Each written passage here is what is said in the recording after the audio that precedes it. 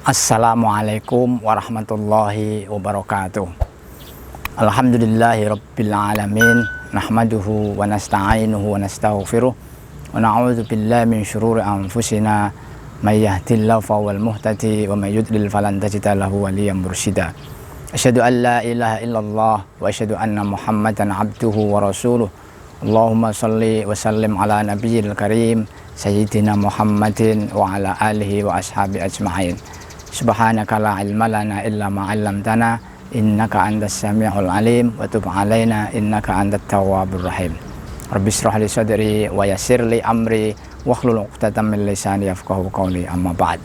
Pemirsa yang dirahmati Allah Subhanahu wa taala, alhamdulillah, bersyukur kita panjatkan kepada Allah Rabbul Izzati, kita masih bisa melaksanakan kewajiban kita berpuasa di bulan suci Ramadan, bisa mengisinya waktu-waktu Ramadan kita dengan amal-amal ibadah yang terbaik. Karena apa? Karena memang ini adalah kesempatan yang langka, makanya kita lakukan ibadah-ibadah yang maksimal, yang terbaik, supaya kita tidak merugi memasuki di bulan Ramadan ini. Shalawat serta salam kita aturkan kepada Nabiullah Muhammad SAW. Beliaulah yang kita taladani, yang kita ikuti sunnah-sunnahnya, dan kita tunggu syafaatnya di hari kemudian. Pemirsa yang dirahmati Allah Subhanahu wa taala, saya pernah tanya kepada seorang kakek, seorang kakek yang dia saat itu di sawah. Saat itu musim kemarau. Saya tanya, "Kek, Mbah, ini kan musim kemarau, tapi kok kakek juga menanam, ini nanam apa Mbah ini? Nanam apa ini Mbah?" Ini nandur jagung. Dia bilang gitu, nandur jagung. Nandur jagung, Mbah. Lah memang di sini teng mriki napa enten sumur bor napa sibel napa enten sumur pompa pripun Mbah? Yang mboten enten. Ya, saat itu saya lihat sawahnya itu memang sawah tada hujan. Artinya ya dia dapat air, bisa bercocok tanam kalau musim hujan. Tapi itu musim kemarau. Nah, musim kemarau anehnya ini kakek ini nanam jagung. Ya, musim kemarau masih awal sih ya, masih sekitar bulan Mei kayak gitu. Jawabnya kakek begini, "Nak, nek aku nandur, engko ono sing diarep-arep. Nah, kalau saya menanam ini jagung, ada sesuatu yang saya harapkan. Ya, semoga Allah nanti mengirim hujan. Biasanya kan ada saja hujan salah musim, istilah orang katakan. Jadi musim kemarau tapi hujan. Itu. Jadi sehingga saya bisa panen jagung ini. Tetapi nek aku ora nandur, terus apa sing tak arep-arep? Kalau aku tidak nanam, saya sebagai petani, kalau saya tidak bercocok tanam, terus apa yang saya harapkan? Nggak ada yang diharapkan. Karena apa? Karena saya tidak tanam." Oh gitu. Ini logika si kakek ini cerdas banget. Berarti sesuatu yang ada diharapkan, yang bisa diharapkan. Maka di sini ada istilah, saya buat istilah the power of hope. Jadi kekuatan harapan. Jadi harapan, sesuatu yang bisa diharapkan itu ternyata penting. Karena apa? Karena ketika seseorang itu hopeless, tidak ada yang diharapkan, maka secara psikologis, secara kejiwaan dia itu bisa sakit jiwa. Kenapa? Karena tidak ada sesuatu yang diharapkan. Ya, maka di sini orang hidup itu perlu sesuatu yang diharapkan. Bahkan kalau kita ke rumah sakit, ya ketika rumah sakit berkunjung orang yang sakit, itu ketika ada cerita, "Oh wis ora iso diarep-arepke." Itu artinya apa? Jadi ya berarti dia sudah tidak bisa diharapkan kesembuhannya, dan itu akan mempercepat kematiannya. Meskipun waktu itu takdir Allah, tetapi ketika orang sudah tidak bisa diharapkan dan dia sendiri tidak berharap bisa berpanjang hidupnya, maka itu mempercepat kematiannya. Nah, maka the power of hope, sesuatu yang diharapkan itu penting dalam metabolisme kehidupan kita. Dulu Pak Dahlan Iskan ketika jadi menteri itu menulis rutin setiap hari itu manufacturing hope, memproduksi harapan. Karena apa? harapan-harapan Indonesia, harapan-harapan perusahaan, harapan-harapan supaya orang makmur, harapan-harapan supaya lebih maju itu penting. Harapan itu penting, tapi bukan harapan kosong, tapi harapan yang memang secara ilmiah itu bisa diterima, secara akal bisa diterima, dan itu memang memungkinkan. Bukan pungguk merindukan bulan, kalau itu kan harapan sesuatu yang hopeless, sesuatu yang tidak mungkin bisa diharapkan.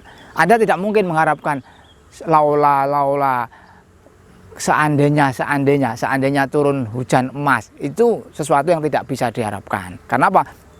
Allah tidak mungkin menurunkan hujan emas. Nah, tapi kalau Anda berharap semoga nanti sore hujan, semoga besok pagi terang, itu ada sesuatu yang bisa diharapkan. Nah, pemirsa sekalian, orang beriman itu adalah orang manusia yang paling besar harapannya. Karena apa? Ya, karena dia beriman, hidupnya tidak selesai ketika dia mati. Dan itu karena apa? Karena dia itu ada yang sesuatu yang diharapkan nanti setelah mati.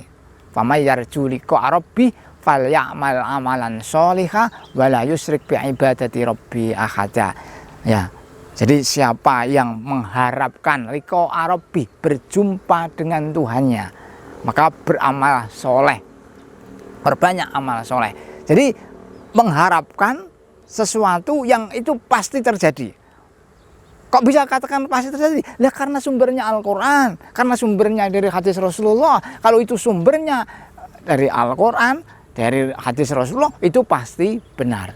Nah, maka di bulan Ramadan ini, kita melaksanakan ibadah puasa Ramadan itu karena ada harapan tadi. Harapan apa toh?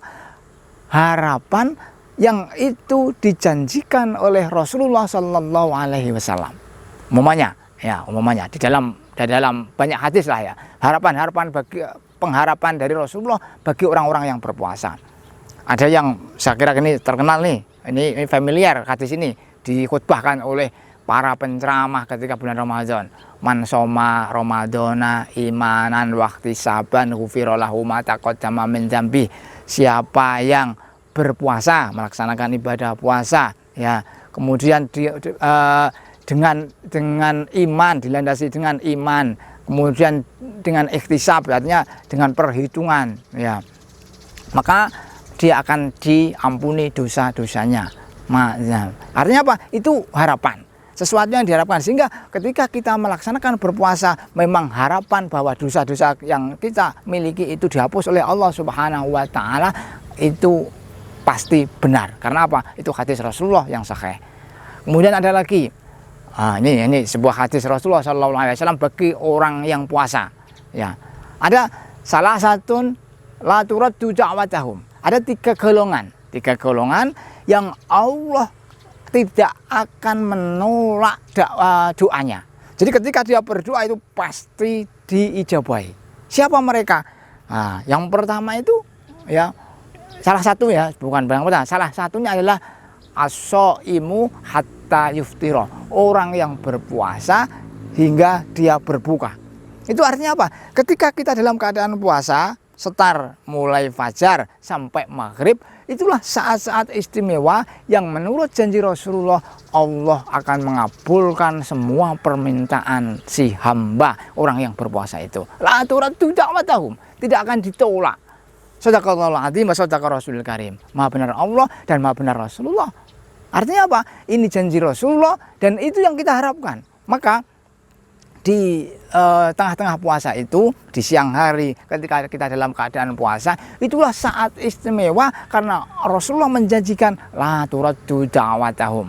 Artinya bahwa doa orang yang berpuasa itu tidak akan tertolak. Tentu doa yang rasional, doa yang diikhtiari dengan maksimal.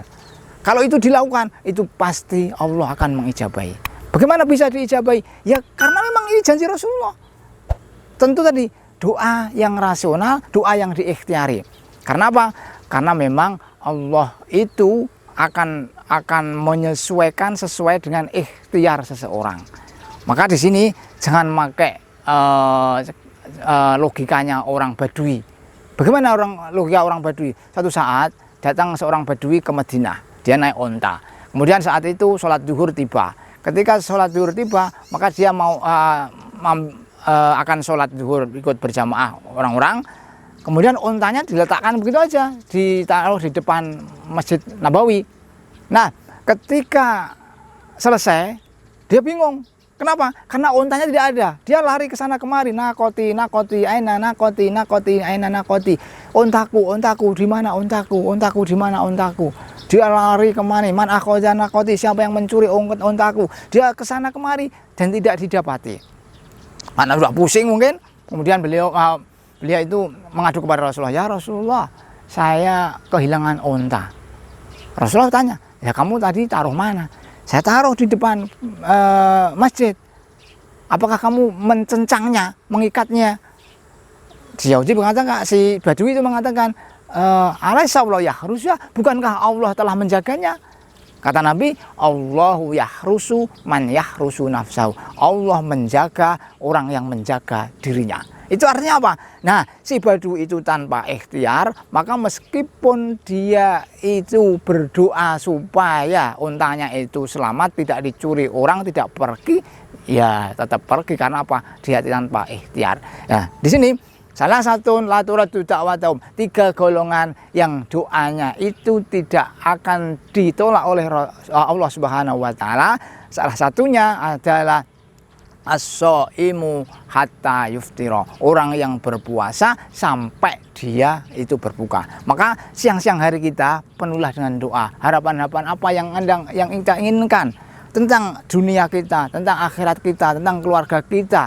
Apalagi ini di musim COVID-19 ini, doalah kepada Allah ketika di siang-siang hari kita habis zuhur, habis asar, selama itulah Rasulullah menjanjikan la turaddu da'watahum, Allah tidak akan menolak doa-doa kita. Tentu dengan tadi yang rasional, dengan ikhtiar. Nah, kita berdoa di musim ini ya supaya berdoa, ya Allah, jagalah aku, jagalah keluargaku, jagalah saudara-saudaraku, jagalah tetanggaku, jagalah teman-temanku dari wabah virus corona ini. Nah, ini artinya apa? Ya kita berdoa kepada Allah dengan ikhtiar. Ikhtiarnya apa? Ikhtiarnya tetap tinggal di rumah. Ikhtiarnya kita tidak banyak pergi kemana-mana kecuali sangat-sangat perlu sekali. Supaya apa? Ya supaya kita terhindar. Nah, itu artinya apa? Doa kita kemudian diikhtiari dengan isolasi pribadi masing-masing, tidak banyak keluar rumah. Nah, itu insya Allah Allah akan mengijabahi. Karena apa? Sesuai dengan janji Rasulullah SAW. Salah satu la turaddu da'watahum, 3 golongan yang ketika dia berdoa tidak akan ditolak oleh Allah Subhanahu wa taala. Salah satunya adalah as-shaimu hatta yuftira. Kemudian yang kedua, al-imamul adil, imam pemimpin yang adil. Kemudian yang ketiga itu da'watal mazlum, orang yang dizalimi. Nah, untuk imam adil dan da'watal mazlum, nah lain kali kita jelaskan. Tapi ini yang terkait dengan as-shaimu hatta yuftira, orang yang berpuasa sampai dia itu berbuka. Maka ketika kita itu di siang hari, kita penuhilah dengan doa-doa kita kepada Allah Subhanahu wa taala. Itu adalah salah satu hope, harapan. Harapan apa? Harapan kita kalau kita melaksanakan puasa, maka doa kita akan diterima oleh Allah Subhanahu wa taala. Itu salah satu harapan. Jadi the power of hope, sehingga kita dengan susah payah melaksanakan ibadah puasa ini. Ada lagi janji Rasulullah, ya. Orang yang berpuasa, ya, orang yang berpuasa, nanti puasa kita itu akan menghadap Allah di hari akhir. Bagaimana puasa kok menghadap Allah? Ya wallahu alam teknisnya gimana, tetapi Rasulullah mencerita tentang itu.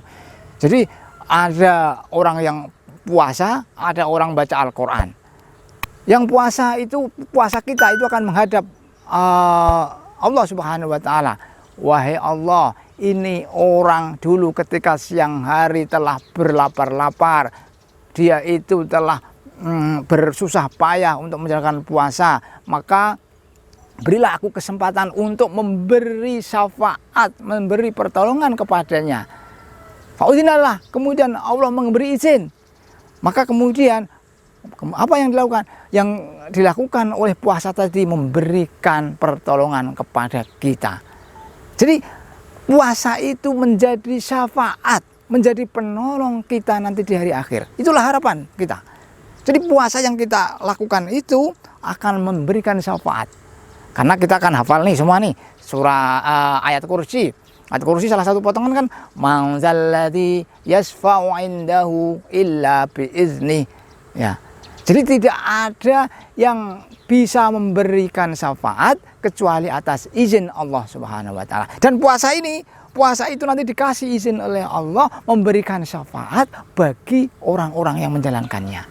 Jadi puasa kita ini akan menghadap Allah untuk apa? Minta izin kepada Allah untuk memberikan pertolongan kepada kita.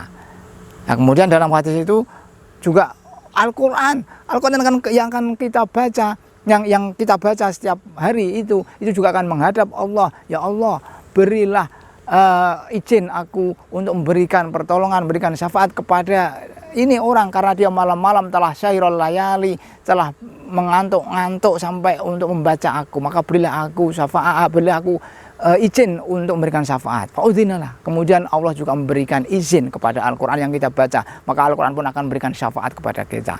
Nah, dan masih banyak lagi harapan-harapan orang yang menjalankan puasa. Itulah the power of hope. Jadi kekuatan harapan. Orang beriman tidak selesai hidupnya di dunia.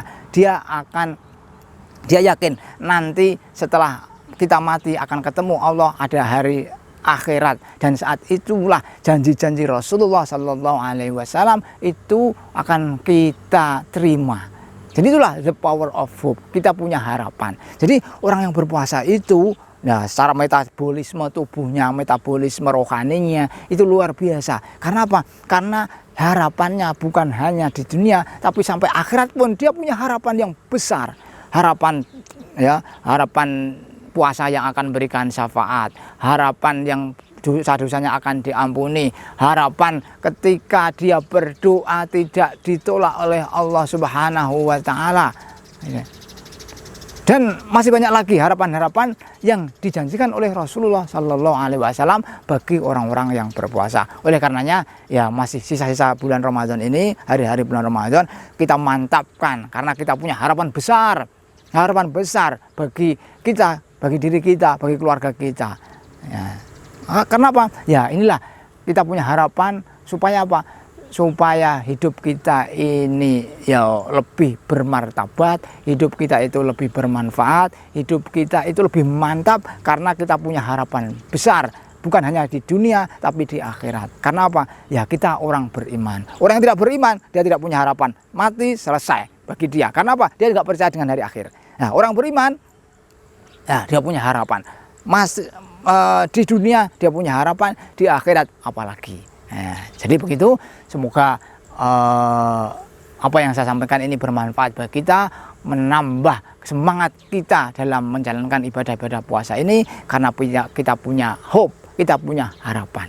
Orang yang tidak punya harapan, dia itu akan lemas, karena apa? Ya karena dia nggak punya harapan untuk sukses, harapan untuk hidup sukses, harapan untuk sembuh ketika sakit, harapan untuk kaya dalam bekerja dan lain sebagainya. Orang yang tidak punya harapan, dia tidak akan semangat. Nah, kita bukan hanya punya harapan di dunia, tapi punya harapan juga di akhirat. Jadi puasa itu, ibadah puasa itu akan lebih mantap ketika kita yakin nanti ada harapan besar yang bisa kita raih. Jadi demikian, semoga bermanfaat. Aku qouli hadza fastaghfirullahaladzim. Assalamualaikum warahmatullahi wabarakatuh.